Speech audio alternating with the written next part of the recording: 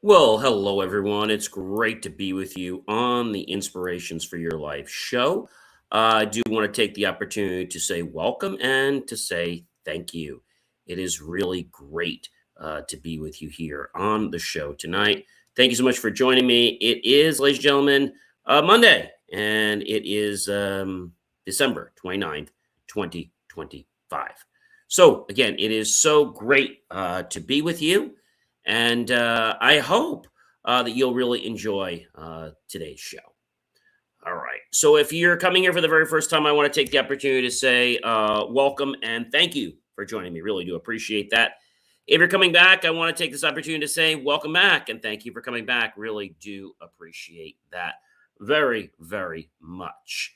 And so if you're thirsty, if you're hungry, or you want a snack, feel free to go grab one and come on back to the show. All right, guys? All right. And don't forget to check out believemeachieve.com for more of my amazing, inspiring creations. All right. All right. Without all that ado, now let's go ahead and kick this show off because I know you guys want me to start the show. So, ladies and gentlemen, you are tuned in to the official show, the powerful episodes of Inspirations for Your Life, the ever popular show that is the daily motivational show that helps you think sharper, feel deeper, and connect more authentically in every area of your life. Hey, by the way, this is John C. Morley, serial entrepreneur, engineer, marketing specialist, video producer, podcast host, coach, graduate student, and of course, a passionate lifelong learner. And it is my privilege and my pleasure to be with you here as someone who lives in the real world of deadlines, responsibilities, and relationships and brings you practical tools to elevate how you show up every single day. Today's master topic on Monday, we talked about a really good one, but the granular topic, I should say, is talk so people feel heard. 30 ideas to do that. For season 4, show 53, this is episode number 3. And the motivation guiding us is simple and powerful. What is that? Being understood hits harder than being right. Because once you learn how to help people feel heard, you stop fighting to win arguments and start building relationships that actually last. Yeah, there's a caveat for you. Number 1, let one person fully finish before you reply. When you let someone finish their thought without interrupting, you show them that their words matter as much as your response does. That small act of restraint communicates respect, lowers defensiveness, and creates a safe space where people feel comfortable sharing what is really going on beneath the surface. And I think that's important for all of us to understand. Number 2, swap you always for when this happens. I feel you always attack the person. When this happens, I feel blank. Focusing on the situation and your emotions, not on the person. This is really important. The attitude or the behavior going on is not about the person. We want to get the attitude addressed. And again, by taking it non personally and addressing it as a behavior, it's a lot more effective. So this shift turns a potential blame game into an honest conversation where both of you can explore the impact of behavior without putting anyone on trial, right? Nobody wants to be on trial. Number 3, ask, do you want advice or just want to be a listener? People often walk away frustrated because, well, they wanted empathy, but they got solutions. Instead of asking this one question shows emotional maturity and allows you to give what truly needed to be given in that situation for the moment. Validation, not just information. I think a lot of people don't realize how much validation is so important. Information's cool, but validation is the key, guys. All right. Uh, Number 4, reflect back so you're saying, repeating the essence of what you heard tells the other person, I'm not just waiting to talk, I'm actually listening. Reflecting also gives them a chance to clarify anything you misunderstand before the emotions escalate or assumptions harden. I think that's another important one. Number 5, pause 3 seconds before replying during conflict. Those 3 seconds create a buffer between emotion and reaction. In that small gap, you can choose a calmer, more thoughtful response instead of firing back, something you will regret later. Number 6, put your phone face down while someone talks to you. That's right. I said put your phone face down like this. Okay. In a distracted world that we live in, undivided attention is a modern superpower.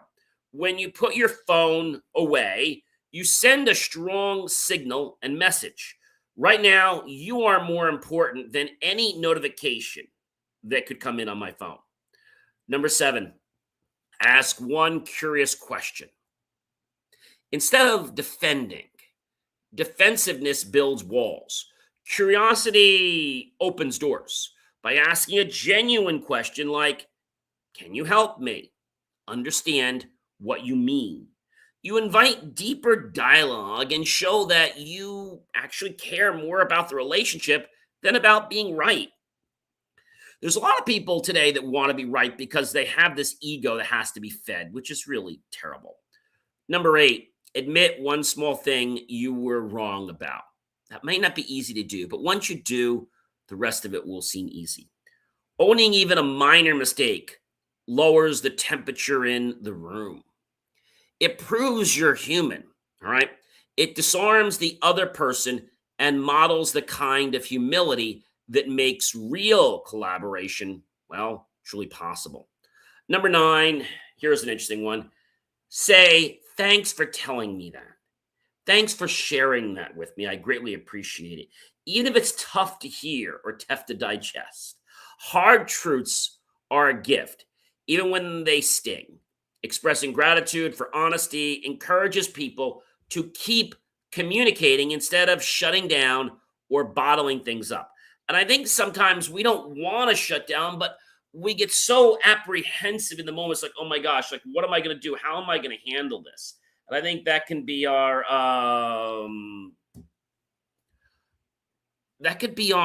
doorway, our gateway in. All right. Number 10, please tell someone I can see why that upset you or why you may be feeling that way. You don't have to agree with their interpretation to honor their emotion. I think that's hard for a lot of people, whether it's adults, whether it's teens, kids. They feel that just because they're understanding something, they have to agree with it. No, you can agree to disagree. We've said that before. And you can do it in a respectable way. There's nothing wrong with you disagreeing with somebody politely, okay? Not rudely. Simply acknowledging that their reaction makes sense from their perspective is often enough to help them feel seen and to calm down a little bit. Because you see, when the temperature gets taken down, when the stress starts to drop, people are not firing aimlessly at you. Words, hurtful actions. Number 11, ask what would feel supportive right now. Instead of guessing what they need, ask them this question. It invites people to take ownership of their needs and helps you to respond in a way that, well, actually helps instead of accidentally hurting them or yourself. Nobody really wants to get hurt, but I think out of frustration, we sometimes hurt ourselves and we oftentimes hurt others. And because we're like so in the moment, we haven't realized that we've hurt them. We're just so on being right. And I think that's a big problem, guys. Number 12, use I noticed instead of you never. I noticed keeps things observational. Okay. I noticed, not you did. So, for example, I've been noticing that the time that's been punched in by you has been 5 minutes later every day. I was just curious if you'd share with me why that's been happening. Just a question.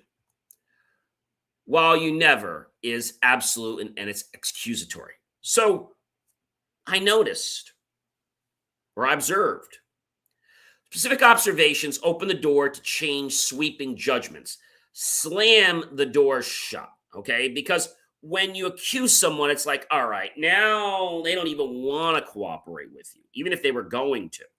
Number 13, soften your tone, please. Once, when you hear it, spike up. Maybe take a chill for a minute, all right?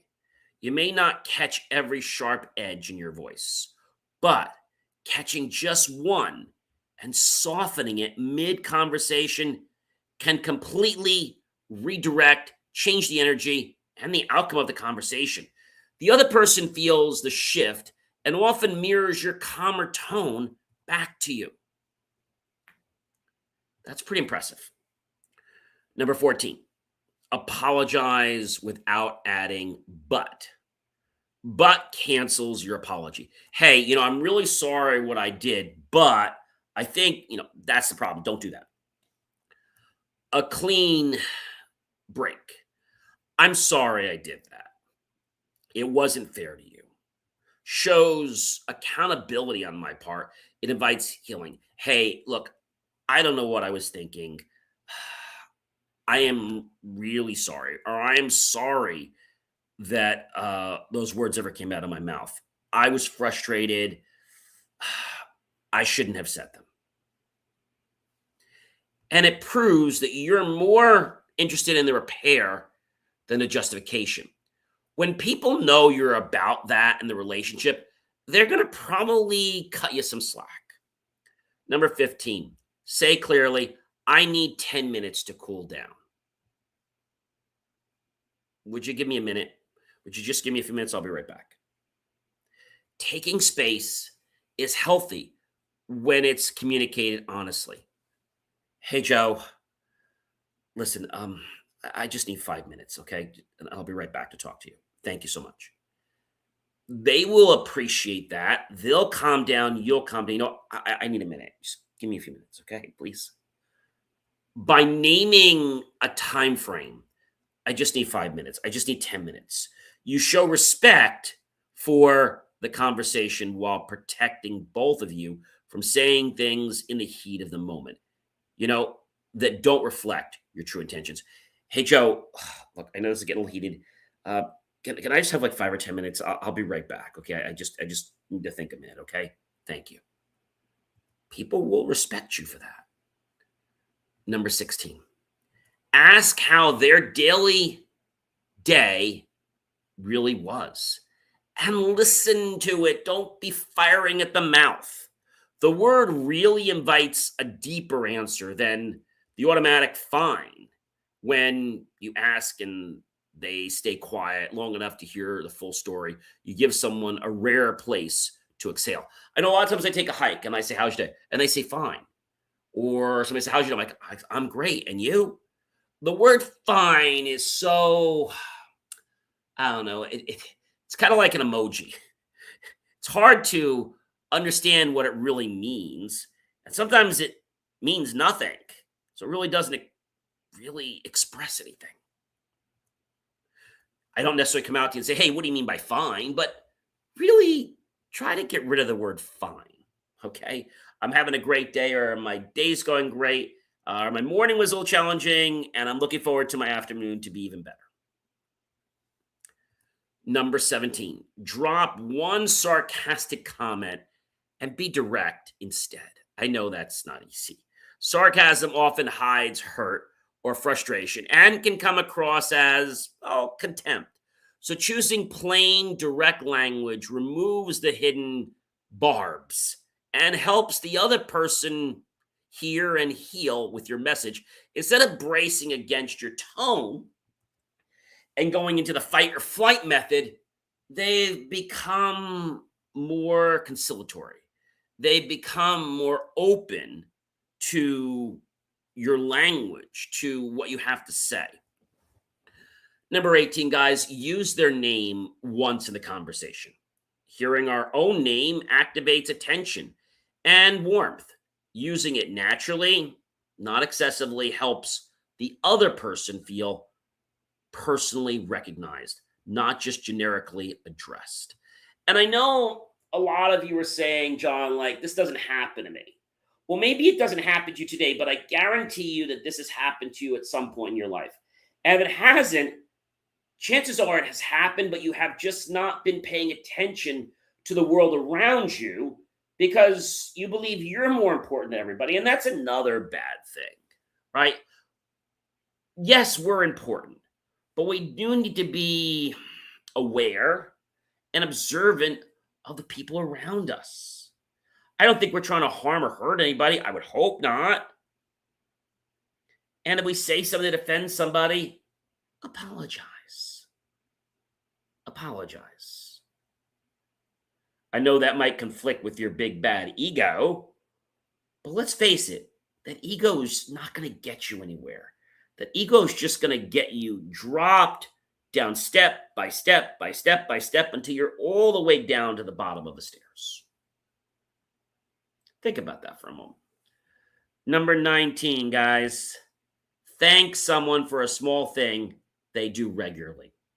When you notice and appreciate the everyday things, making coffee, answering emails, showing up on time, you send a powerful message. You are not invisible. That kind of acknowledgement builds long-term goodwill. Number 20, guys. End a tough talk with, we're on the same team. Conflict can make people feel like opponents instead of partners. Hey, Joe. Hey, Mike. We're on the same team. I know sometimes our tempers flare. I get it, right? We all want the same thing, but sometimes, I don't know, my ego gets in the way. And I feel like I'm trying to fight you rather than work with you. And I don't want to fight you. I just want us to work together because we all have the same passion. We all have the same dream to get this done. Reminding him that you're on the same side reframes the conversation from me versus you. I mean, hey, we're in this together. We're working on this project together.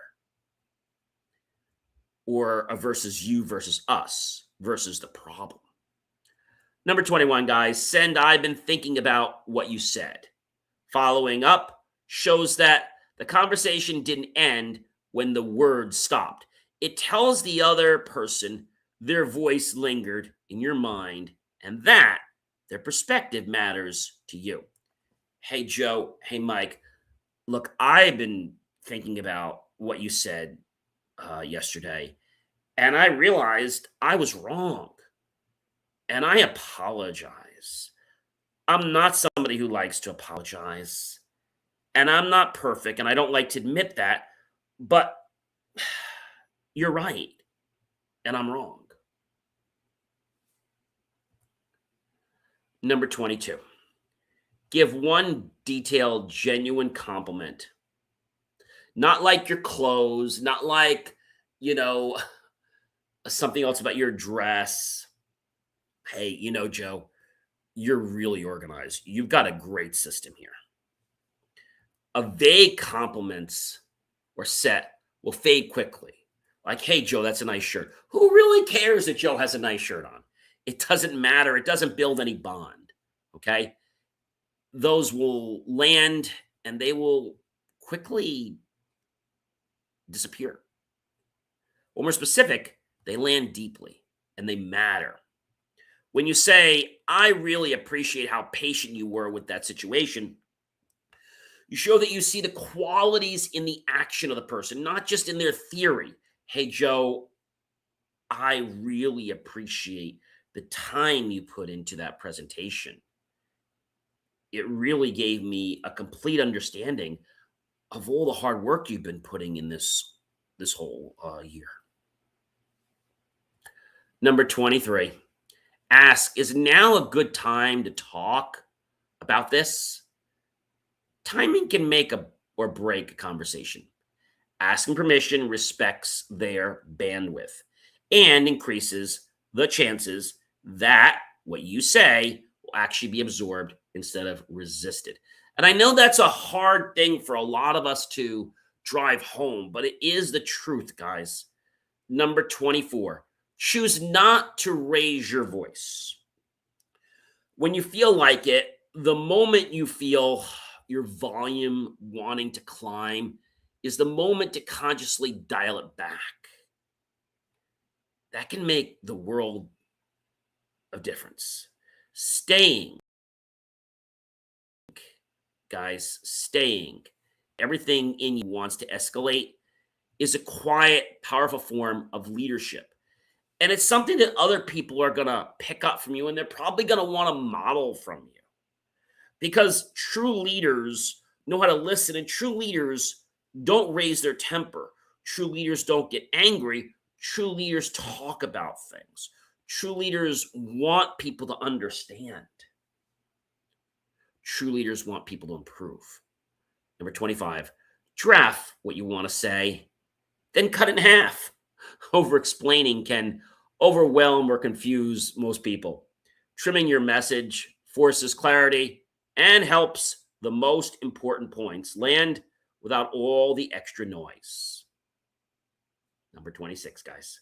Say, I appreciate you bringing that up. Even uncomfortable topics are chances to improve understanding. Showing appreciation for the courage it took to raise an issue makes people more likely to bring things up sooner next time, instead of letting resentment fester and grow. And I think when somebody feels comfortable about it, like I said, they'll bring something else up, but also they may be more of a person that wants to offer constructive feedback instead of this accusatory mark or slander that they put on you because of their frustration. Number 27, guys, ask what you might be missing in their view. Questions like, what am I not seeing from your side? Or what is it that you see that I'm not seeing? This shows humility and, of course, openness. See, you invite collaboration instead of insisting that your perspective is the only valid one in the room. And I think when we can do that, it doesn't mean they have to agree with us, but at least allows them to see there's another point to the argument or to the discussion. Number 28, guys, end the day telling someone what you value in them. Closing the day with appreciation rewrites the relationship away from constant problem solving and toward true connection. See, those few intentional words can be the brightest moment in someone's entire day. And maybe you won't realize it until somebody does it to you. But when you start doing it to others, they're going to do it back to you. And you're like, wow, now I see how I make them feel. That feels great. Number 29, guys, use let me think about that and get back to you. Or let me ponder and get back to you. Let me consider that. And you don't have to respond instantly to everything. Maybe you're on the phone. You know, Joe, these all sound like some great ideas. I've jotted them down, and let me take a couple days to review these, and I'll get back to you, okay? And let you know my thoughts. People will really appreciate that. Buying time helps you respond thoughtfully instead of reacting impulsively, and it shows respect for the importance of the topic. People are more than happy to give you time so they can, allow you to digest the topic. Of course they will. Number 30, guys, remind yourself of this. Connection. Winning the argument. In the moment, winning can feel like everything. It's satisfying, but it often costs you trust, and it's fleeting. The warmth and closeness. When you remember, guys, that connection is the real prize, you naturally choose words, tones, and actions that build long-term relationships, not the short-term victories which, you think you want. And although they may feel good, right? I've always said to people, there's a battle and there's a war, right? We may not win every battle, okay? But we want to win the war. So we've got to pick and choose which battles we want to win. I think that's another important one. Ladies and gentlemen, when you start weaving these 30 practices that I started to share with you today into your daily conversations and habits, you will create a culture at home, at work, and inside yourself where acknowledgement, gratitude, and of course, real listening skills will fuel growth to you and to others, satisfaction, and of course, attribute to a very high level of performance. Now, I'm not going to tell you that this is an easy thing to do, okay? It's going to take practice. You're going to make mistakes at it, okay? But you can get better every time you do. You've, ladies and gentlemen, been watching or listening the ever popular Inspirations for Your Life show with myself, John C. Morley, serial entrepreneur, engineer, marketing specialist, video producer, podcast host, coach, graduate student, and yes, a passionate lifelong learner. Your daily guide, ladies and gentlemen, to communicating with more empathy, more clarity, and impact. Ladies and gentlemen, what I want to say to you right now, if this episode resonated with you on any small or large level, please share it with people so they can feel heard and they can start to pick up these skills that you're learning here. Whether it's someone you care about, whether it's a stranger, they'll thank you and you'll build your bond. Understanding hits harder than being right. So let's remember, guys, let's not worry about being right all the time. Let's focus on how we can do the right thing and how we can be taking responsibility and accountability in everything we do. Even if sometimes we make a mistake, we need to be truthful in what we're doing. And we need to share that with people. And guess what? We will increase our level of respect and our integrity will go through the roof. I hope you guys have a great one, and I'll catch you guys tomorrow for another one. Be well, everyone, and check out believemeachieve.com.